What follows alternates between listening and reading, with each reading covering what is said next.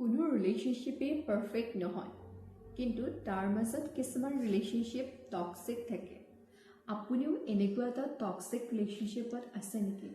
যদি আপোনাৰ ৰিলেশ্যনশ্বিপত এইবোৰ লক্ষণ আছে, মানুহৰ সন্মুখত নিজকে কুল দেখুৱাবলৈ আপোনাক হাঁহি পাত্ৰ বনায়, আপোনাৰ ওপৰত জোকছ ক্ৰিয়েট, আৰু তেখেতে যদি এটা ভাল পষ্টত কাম কৰি আছে তেন্তে আপোনাৰ কামক লৈ পেলাই তিৰস্কাৰ কৰে নেকি?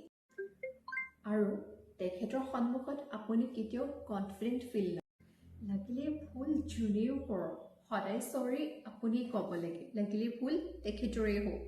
তেখেতলোকে যদি ছেড হৈ আছে তেন্তে তেখেতলোকে সদায় আপোনাক গিল্টি ফিল কৰাবলৈ চেষ্টা কৰে। এইবোৰ ব্যৱহাৰ আপোনাৰ লগত হৈ আছে নেকি? যদি হৈ আছে তেন্তে যিমান সোনকালে পাৰে সিমান সোনকালে সেই ৰিলেশ্যনশ্বিপৰ পৰা ওলাই যাওক।